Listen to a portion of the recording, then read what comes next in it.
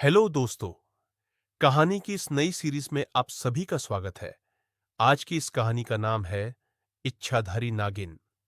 ये एक bed time story है। अगर आपको हिंदी कहानियां, मोरल स्टोरी इन हिंदी या बेड टाइम स्टोरीज पढ़ने का शौक है तो इस कहानी को पूरा जरूर पढ़ें।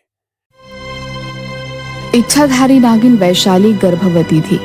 देश का जादूगर वैशाली को पकड़ने उसके पीछे पड़ा हुआ था। वैशाली को कुछ भी समझ नहीं आ रहा था कि वो क्या करे। उसके प्रसव का समय नजदीक आ रहा था। मेरे लिए अपने बच्चों को सुरक्षित रखना बहुत जरूरी है। इस राज्य की महारानी भी गर्भवती हैं। वो मेरी हालत को जरूर समझेंगे। अगर मैं उनके कक्ष में अंडे देती हूँ तो शायद ममता के कारण वो मेरी और मेरे बच्चों की सहायता करें।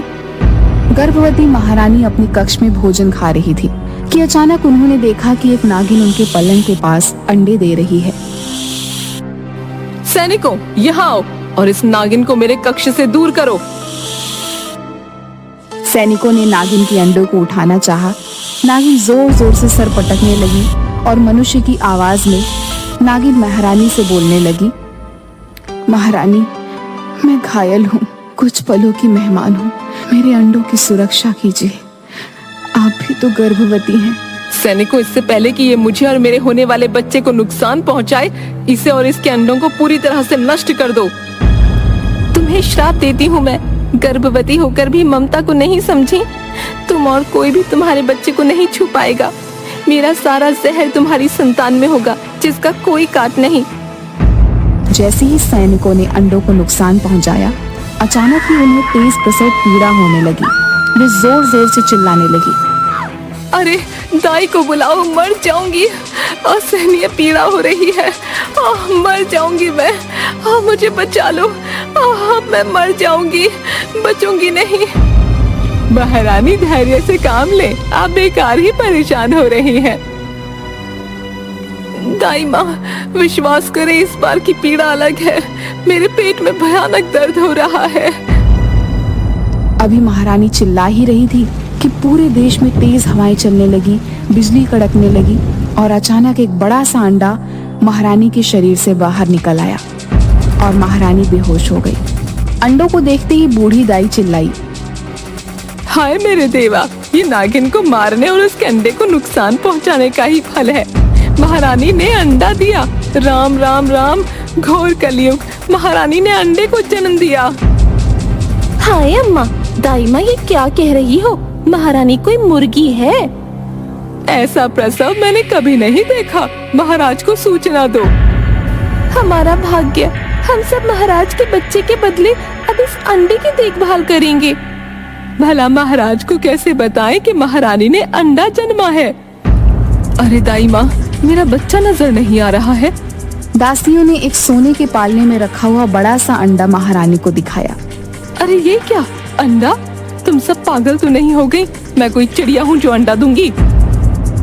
दासियां अंडा ले रानी के पास आने लगी। तभी अचानक भूकंप आया और अंडा दासियों के हाथ से नीचे गिर गया। आसमान में तेज बिजलियां कड़कने लगी। अंडे में एक बहुत प्यारी सी बच्ची थी। दासियों ने बच्ची को उठाकर महारानी को दे दिया। बच्ची को छूते ही दासियों के हाथों में तेज जलन होने लगी। दैया रे दैया, मेरे हाथ बुरी तरह जल रहे हैं। राजकुमारी के शरीर में विष है, भगवान बचाए। देवा देवा, जाने क्या होने वाला है। मुझे मेरी बच्ची दे दो, मैं अपनी बेटी को गले लगाना चाहती हूँ। 14 वर्ष बाद भी अपनी औलाद को क्या मैं छू नहीं सकती? लेकिन जो भी बच्ची को उठाने जाता, जहर के कारण उसके हाथ जलन से भर जाते। महारानी जलन की परवाह न करते अपनी बेटी को अपनी गोद में ले लेती हैं। दासियों, तुम्हें समझ में नहीं आ रहा? महाराज को इस घटना की सूचना दो। है? हाँ जरूर, मैं महाराज को सूचना देकर आती हूँ। लक्ष्मी आई है महाराज, महारानी ने बेटी को जन्म दिया है। बहुत अच्छा। दासी कैसी है मेरी राजकुमारी? तुम इतनी डरी हुई क्यों हो? महाराज, राजकुमारी का शरीर विष से भरा है। उसे छूते ही विष का गंभीर असर होता है। दाई की बात सुनते ही ज्योतिषी पत्रिका देखने लगे, फिर जोर से चिल्लाए, सत्यानाश हो गया महाराज, अब प्रलय होगी। इस लड़की का जन्म संसार के लिए अशुभ है। ये तेज बिजलियों की कड़क और भूकंप इसके सूचक हैं। ये आप क्या कह रहे हैं? महाराज चिंता में डूब गए। नवजात राजकुमारी को सैनिक हाथों में दस्ताने पहनकर पकड़ते हैं और उसे एक कमरे में बंद कर दिया जाता है। सारे राज्य में प्राकृतिक आपदा के कारण धन जन की खूब हानि होती है। राज ज्योतिषी, आपकी बात सच हुई। आप ही समस्या का समाधान बताएं। महाराज, उसके लिए एक शीशे का महल बनवा दीजिए जहां उसकी जरूरत की सब चीजें हों। उस पर हम सबकी नजर रहे और राजकुमारी को कष्ट भी ना हो। 3 साल के बाद राजकुमारी को वहीं रहना होगा। महाराज ने उसके लिए एक शीश महल बनवा दिया और उसका नाम वसुधा रखा। वो धीरे धीरे बड़ी होने लगी और 3 साल के होते ही शीश महल में उसे बंद कर दिया गया। राजकुमारी अब 15 वर्ष की हो गई। कोई साथी न होने के कारण वो बहुत उद्दंड हो चुकी थी। पिताजी, मैं भी दुनिया देखना चाहती हूँ, सबसे मिलना चाहती हूँ। आप मुझे इस कैद से आजाद कर दें। अब मुझसे यहाँ और नहीं रहा जाता। वसुधा, माना कि तुम राजकुमारी हो, पर तुम्हें कोई हक नहीं कि तुम प्रजाजनों को नुकसान पहुंचाओ। तुम बाहर आकर किसी को भी दर्द पहुंचा सकती हो। पिताजी, अब मुझे खुद को बस में रखना आ गया है। मैं किसी को नुकसान नहीं पहुंचाऊंगी। अगर ऐसी बात है तो तुम बाहर आ सकती हो। वसुधा बाहर आ गई और महल में घूमने लगी। अचानक वसुधा ने देखा एक बकरी महल के सरोवर में डूब रही है। वसुधा उसे बचाने के लिए सरोवर में कूद पड़ी, किंतु उसके स्पर्श से ही सरोवर का पानी नीला हो गया और विष के प्रकोप से बकरी मर गई। तुम्हें शीश महल में ही रहना होगा जब तक तुम्हारी बीमारी का तोड़ नहीं मिलता। हम तुम्हारे लिए किसी को खतरे में नहीं डाल सकते। अगर तुम बिना आज्ञा बाहर निकली तो तुम्हें इसकी सजा भुगतनी पड़ेगी। राजकुमारी को पिता की बात बहुत बुरी लगी। उसे उदास देखकर महाराज बोले, तुम जानती हो वसुधा, हम तुम्हें बहुत प्रेम करते हैं, लेकिन हमें तुम्हारी और अपनी प्रजा की भी चिंता है। अगर कुछ भी हुआ तो बेटा, ये सब किसी के लिए भी अच्छा नहीं होगा। लेकिन पिताजी, इन सब में मेरा क्या कसूर? मुझे ही ये सब क्यों सहना पड़ रहा है? मैं जानती हूँ आप मुझे कोई प्रेम नहीं करते, क्योंकि आपको अभी मेरी कोई जरूरत नहीं है। लेकिन जिस दिन आपको मेरी जरूरत पड़ेगी, उस दिन तो आपको मुझे यहाँ से निकालना ही पड़ेगा।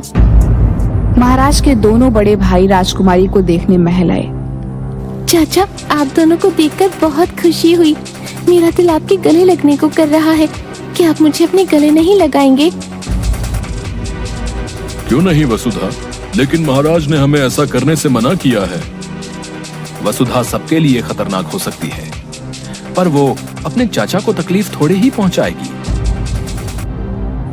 वसुधा के झूठे आंसू देख दोनों राजकुमार वसुधा को अपने गले से लगा लेते हैं और देखते ही देखते उनके शरीर नीले पड़ गए। वह मृत्यु को प्राप्त हो गए। सजा के डर से वसुधा बिना किसी को बताए रातों रात देश की सीमा से बाहर निकल गई। अब उसे काफी भूख लगने लगी थी। उसे एक घर दिखाई दिया। भैया, बहुत भूख लगी है, क्या मुझे भोजन मिल सकता है? आपको भोजन के बदले अपने सोने के कंगन दे सकती हूँ। राजकुमारी की बात सुनकर घर में रहने वाले गरीब किसान के परिवार ने घर में जो कुछ भी उपलब्ध था राजकुमारी के सामने रख दिया। तभी वहां से उस देश का जादूगर गुजरा। मुझे अपनी जादुई शक्तियों से आभास हो रहा है कि जहरीली नागिन वैशाली आसपास है, जो मेरी कैद से भाग गई थी। लेकिन ये क्या? वैशाली नागिन का जहर तो इस लड़की के शरीर में दिखाई पड़ रहा है। मुझे पता लगाना होगा इस राज का।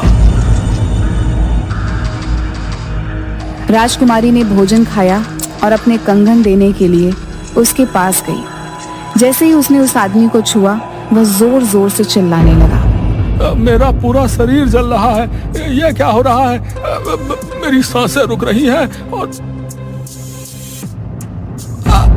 यह देखकर जादूगर ने अपने मंत्र शक्ति से भरा हुआ पानी राजकुमारी के ऊपर फेंका और देखते ही देखते राजकुमारी जादूगर की कैद में आ गई। जादूगर उसे लेकर अपने महल पहुंचा। मेरे सामने आ जाओ, मैंने तुम्हें पहचान लिया है वैशाली। मुझसे छुपने की कोई जरूरत नहीं। जादूगर, तू मेरे बीच में क्यों आ रहा है? महारानी ने मेरी ममता का अपमान किया है। मेरी प्रार्थना करने के बावजूद भी मेरी आंखों के सामने मेरे अंडों को तोड़ दिया। वो अपनी बेटी को भी कभी हृदय से नहीं लगा पाएगी। मैं राजकुमारी का शरीर कभी नहीं छोड़ूंगी। सबको मेरे अपमान का बदला भुगतना होगा। वैशाली, तू सारे मानव समाज से इस बात का बदला नहीं ले सकती। तू महारानी को क्षमा कर दे, या फिर मुझे बता, तेरा क्रोध कैसे शांत होगा? मेरा क्रोध शांत करना चाहता है तो सुन, महारानी को जाकर ये सूचना दे कि महारानी को मुझसे मुकाबला करना होगा। कैसा मुकाबला? उसे एक परीक्षा देनी होगी। अगर वो जीती तभी उसकी बेटी को श्राप से मुक्ति मिलेगी। जादूगर राज्य पहुंचता है। महाराज दोनों राजकुमारों के शवों के पास उदास बैठे होते हैं। महाराज, आपके दुख का उपाय मेरे पास है। मैं राजकुमारी को ठीक करवा सकता हूँ, लेकिन उसके लिए महारानी को नागिन वैशाली की दी हुई चुनौतियों का सामना करना होगा। महाराज, यदि आपको यह शर्त मंजूर है तो मैं राजकुमारी को हमेशा के लिए इस मुसीबत से निकलवा सकता हूँ। मुझे मंजूर है। जादूगर महल में महारानी के साथ जाता है। तभी वहां वैशाली भी आ जाती है। महारानी, कल पूर्णिमा है। आपको पूरी रात भर नागरानी की तपस्या करनी होगी। अगर तुम्हारी तपस्या से नागरानी खुश हुई तो तुम उनसे वरदान के रूप में इस श्राप से मुक्ति पा सकती हो। लेकिन याद रखना, ये परीक्षा तुम्हारे लिए बहुत कठिन होने वाली है। नागरानी कभी भी किसी को यूं ही दर्शन नहीं देती। उनके दर्शन के लिए कई वर्षों तक तपस्या करनी पड़ती है। ये 3 दिन की तपस्या तुम्हारे जीवन की सबसे कठिन दिन होने वाले हैं। या तो तुम इस तपस्या के बाद अपनी बेटी को बचा पाओगी, वरना खुद भी मारी जाओगी। क्या तुम इस परीक्षा के लिए तैयार हो? असंभव। ऐसा करने से तो महारानी की मृत्यु निश्चित है। गुरुदेव, मैं अपने प्राण देने को भी तैयार हूँ। मैं जितना भी कर लूँ उतना कम है। दासियों, तुम मेरे वहाँ जाने की तैयारियां करो। महारानी पूरी रात नागरानी की पूजा करती है और अगले दिन कुएं में प्रवेश करने को तैयार हो जाती है। हमें कुछ ठीक नहीं लग रहा। महाराज, मैं जानती हूँ आपको मेरी चिंता है, लेकिन मैं अपने पापों की सजा कब तक अपनी बेटी को भुगतने दूंगी? मुझे मेरे पापों की सजा मिलनी चाहिए। अगर मैं न लौटी तो ध्यान रखिएगा और वसुधा को कहिएगा कि मुझे माफ कर दे। इसके बाद अगले दिन महारानी सुबह सुबह कुएं के पास पहुंच जाती है। हम आपका इंतजार करेंगे। अपना ध्यान रखिएगा महारानी। आप भी अपना ध्यान रखिएगा। इसके बाद महारानी कुएं के अंदर जाने लगती है। वैशाली ने बताया था कि यहीं से नागलोक का रास्ता जाता है। थोड़ा और नीचे जाके देखती हूँ। लगता है पानी के अंदर वहाँ पहुँचने का जरूर कोई रास्ता है। इसके बाद महारानी कुएं के अंदर जाकर वहां पर एक सर्प की मूर्ति को देखती है और उसके पास तैरते हुए जाने लगती है। यहाँ तो बस ये मूर्तियाँ हैं। समझ नहीं आ रहा आगे जाने का रास्ता कहाँ से ढूंढूं। ये क्या, ऐसा क्यों लग रहा है जैसे कि ये कोई रास्ता है। इसके बाद जैसे ही महारानी उस मूर्ति को छूती हैं और वो गायब होकर नागलोक पे पहुंच जाती हैं।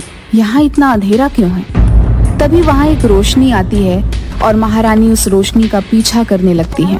इस रोशनी के पीछे जाकर देखती हूँ, क्या पता ये रास्ता नागलोक की तरफ जाता हो। इसके बाद महारानी उस रोशनी के पीछे जाने लगती हैं। तभी वो रोशनी के अंदर जाती हैं और नागलोक के अंदर पहुंच जाती हैं। लगता है यही है नागलोक। हे प्रभु, कृपा करिएगा कि मैं जिस काम के लिए आई हूँ उस काम में मुझे सफलता मिले। ये कैसी अद्भुत जगह है। ये रास्ता कैसे अपने आप बन रहा है। प्रभु मेरी मदद करिएगा। पता नहीं यहाँ और क्या क्या होने वाला है। इसके बाद महारानी उस छोटे से द्वीप पे जाने लगती हैं और वहां जाकर तपस्या करने लगती हैं। धीरे धीरे सारे सर्प महारानी की तरफ आने लगते हैं और महारानी के शरीर में लिपट जाते हैं और महारानी को डसने भी लगते हैं और अपनी जहरीली सांसें महारानी की तरफ फैलाने लगते हैं। लेकिन फिर भी महारानी हार नहीं मानती। जहरीले विष के प्रभाव से महारानी बहुत ज्यादा बीमार होने लगती हैं।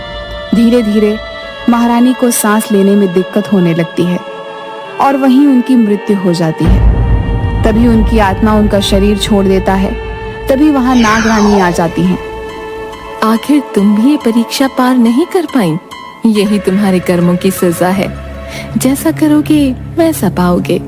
अब तो तुम समझ गई होंगी कि गलत करने का अंजाम क्या होता है। हाँ नागरानी, मुझे मेरे कर्मों का दंड तो मिलना ही था। क्या फर्क पड़ता है कि आज मिले या कल। सही कहा है किसी ने, मृत्यु सबकी आंखें खोल देती है। अब कुछ ही देर में यमदूत आते ही होंगे तुम्हें लेने। इसके बाद नागरानी वहां से चली जाती हैं। मुझे माफ कर देना वसुधा। तेरी जिंदगी में दुखों के अलावा मैं तुझे कुछ न दे पाई। हो सके तो मुझे माफ कर देना बेटा। काश भगवान मेरी जिंदगी के बदले तुम्हें जीवन दे दे। तभी वहां नागरानी आ जाती हैं। उठो पुत्री। आप? हाँ, आखिरकार तुम ममता का सही मतलब सीख ही गई हो। मुझे खुशी हुई ये जानकर कि हर चीज की एक कीमत होती है पुत्री। अब चुनाव तुम्हारा है। किसकी जिंदगी बचाना चाहती हो, अपनी या अपनी बेटी की? नागरानी, आज तक मैंने उसे सिर्फ दुखों के अलावा कुछ नहीं दिया। आज अगर अपनी जिंदगी का मोह रखूंगी तो जी न पाऊंगी कभी। मेरी बेटी को एक खुशियों भरी जिंदगी का वरदान दे दो माँ, ताकि उसने जितना सहा है उसकी भरपाई हो सके।